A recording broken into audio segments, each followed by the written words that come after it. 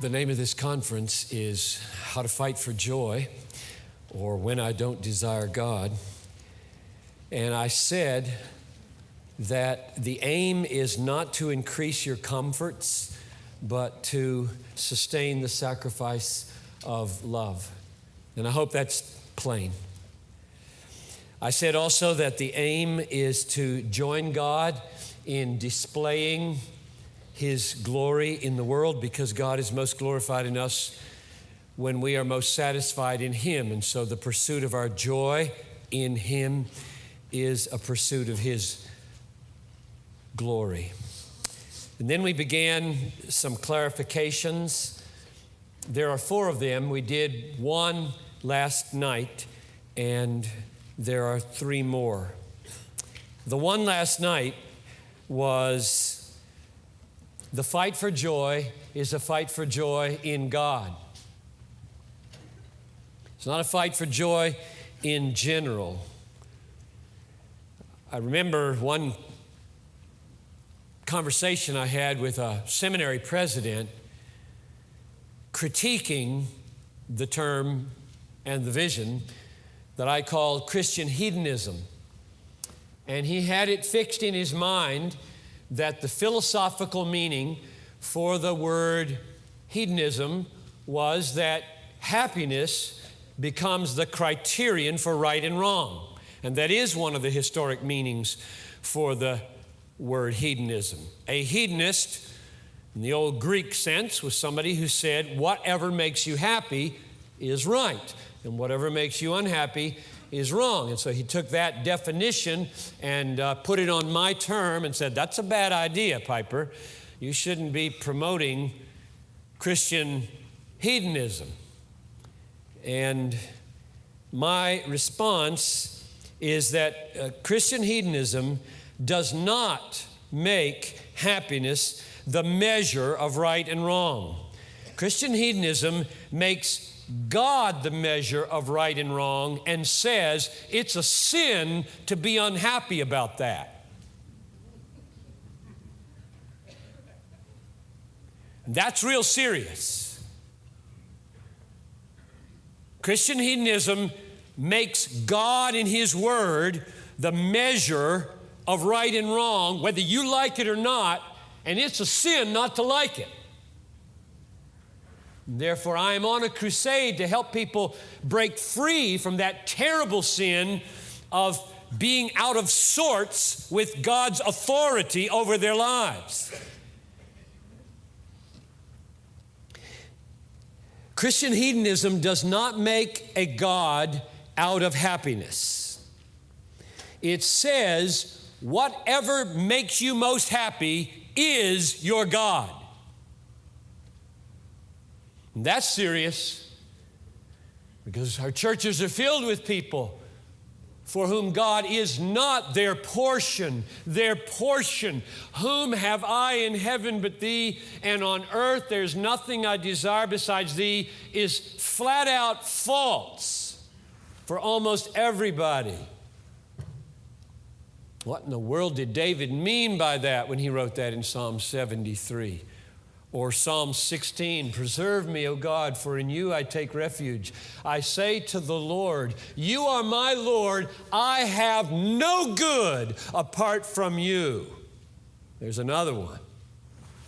So Christian hedonism is on a crusade to cause people not to dislike God's being all in all, but to be ravished by the sight of God as absolutely authoritative, absolutely sovereign, absolutely just, wise, true, loving, powerful.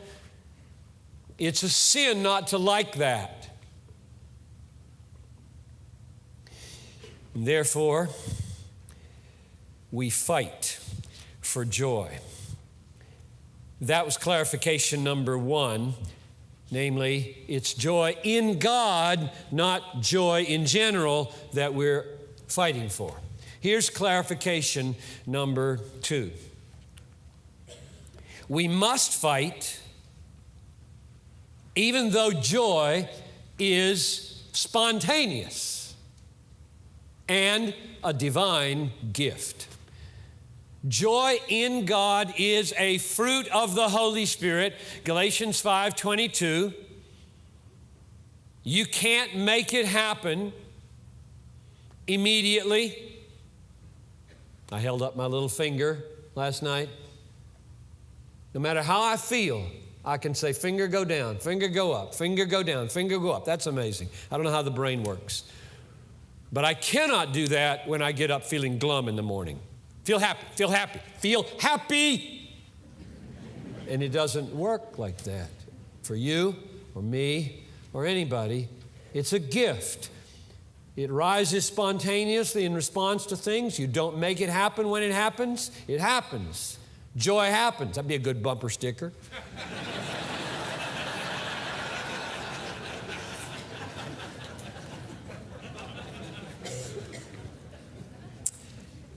So why must we then fight for it? This word fight.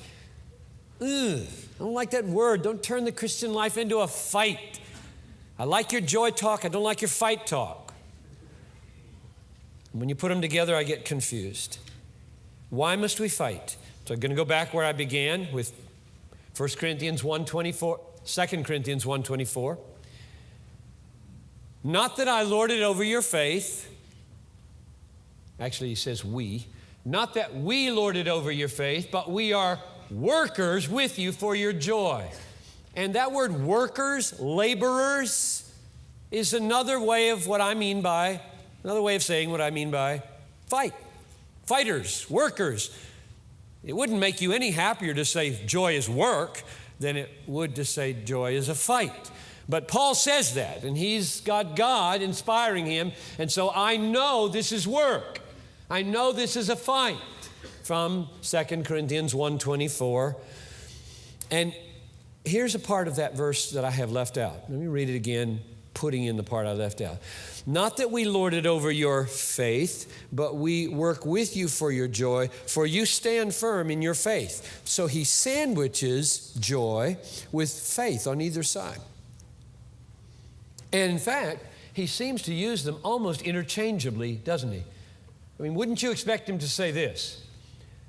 Not that we lord it over your faith, but we are workers with you for your faith. That's what you'd expect him to say, and he doesn't say that.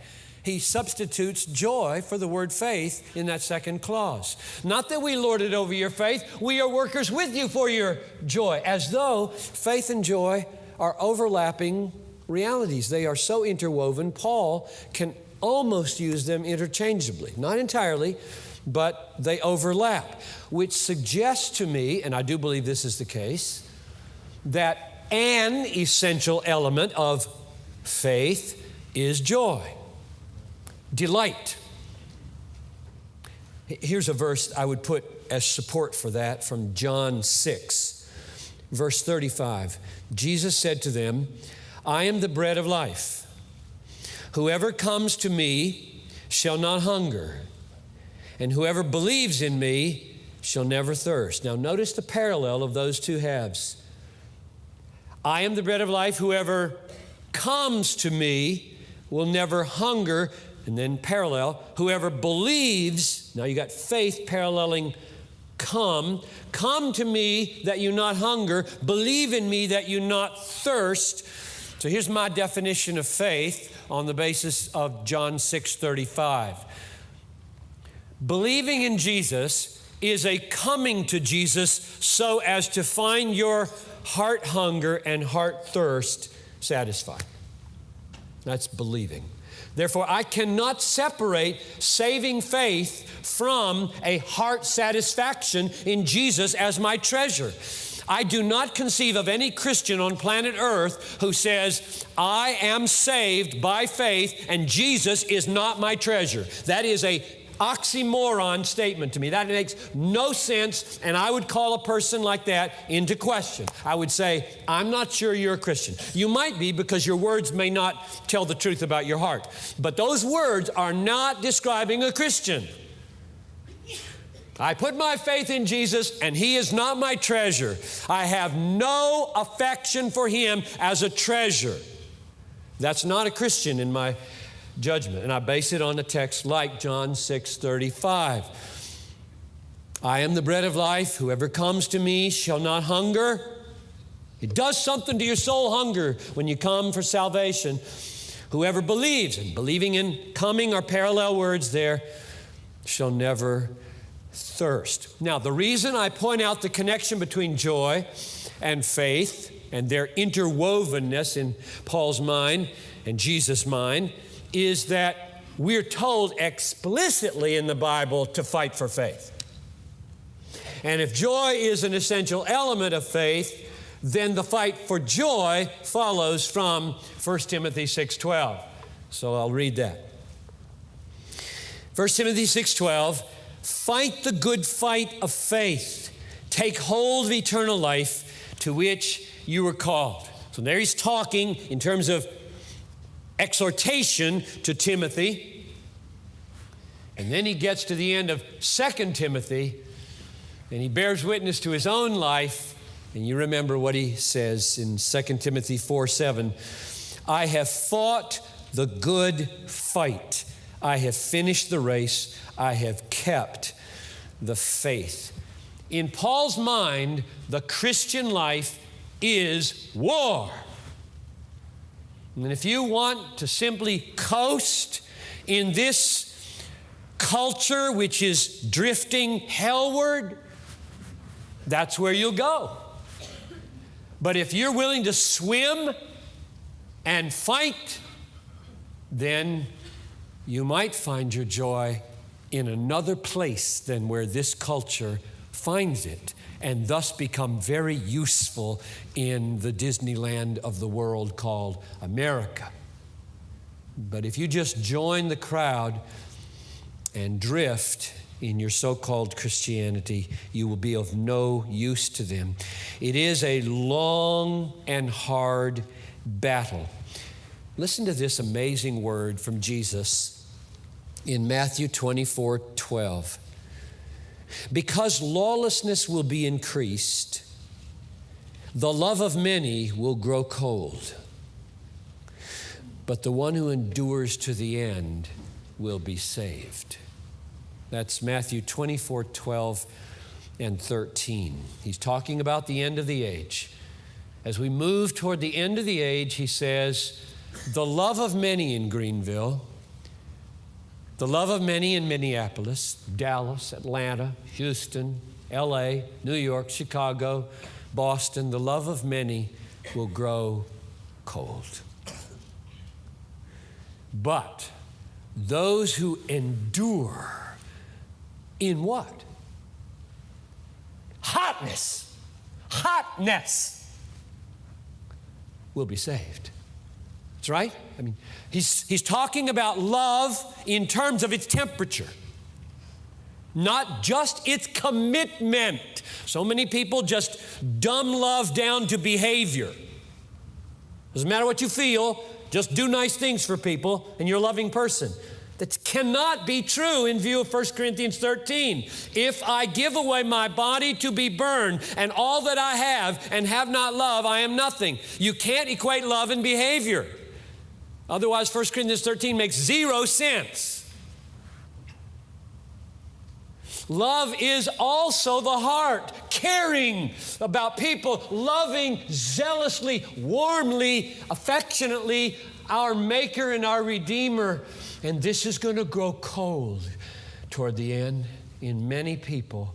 But those who endure, and all I'm pointing out is the fight is a fight not to grow cold. It's a fight to delight with red-hot passion in God to the end. And I'm 59, and when those of you come up and shake my hand at the end of these things, and sometimes with tears say, I pray for you almost every day that you not fall. I thank you. Few things make me more excited than the thought that I might finish well. I was sitting down there singing, He's my portion, He's my portion. And I thought, wouldn't it be great just to have a heart attack?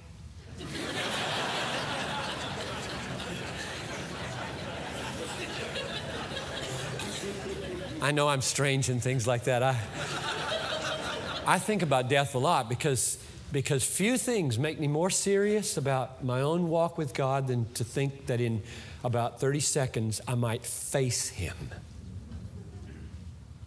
If that doesn't make you serious, what would it be? And it's true every minute of your life.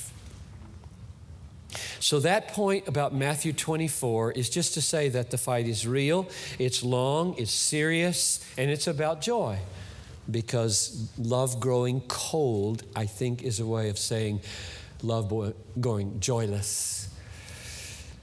So the question is, how in the world do you put together spontaneity and gift for joy and fight and work and endurance? And those two things just seem so opposite in our experience. In fact, they're so opposite in our experience, people theologically make two kinds of mistakes here. One is they say, joy can't be essential because it is commanded by God, and therefore it has to be icing on the cake. It has to be a caboose at the end of the train. It has to be optional for stoical personalities. It can't be essential because it's commanded and you don't have control over it. If you don't have control over it, it can't be essential. And that's one mistake. And here's another one. Joy must be under our immediate control because it is commanded. Now, there's a framework of mind operating with those two mistakes. And it's the framework of mind that says God cannot be just if He requires from me what I do not have immediate power to perform. God cannot be just if He requires of me, demands of me something that I, in my own native, immediate willpower, can't do. That's a mistaken assumption. That's an unbiblical assumption. It's an assumption that pervades the American church and which causes people to make hash out of the Bible and become mistaken in so many theological ways. Romans 8:7 says, "For the mind that is set on the flesh is hostile to God. It does not submit to God's law. Indeed, it cannot." So the mind of the flesh, and that's the mind that every human has since Adam and Eve fell. All of us came into this world not spiritual beings, but what Paul calls natural beings. And he says in 1 Corinthians 2:14, the natural person does not receive the things of the Spirit of God. They are folly to him. He's unable to understand them because they are spiritually discerned. So here I am, born to Bill and Ruth Piper, a fallen human being, natural in my mind, not spiritual, and therefore hostile to God. And so were all of you born that way. Dead in your trespasses and sins, natural, regarding as folly everything that God says was good for you. We're dead. We are blind. The mind that is set on the flesh is hostile to God, for it does not submit to God's law. Indeed, it cannot. And you remember what the 10th commandment in the law is? Thou shalt not covet. And there it becomes crystal clear why you cannot.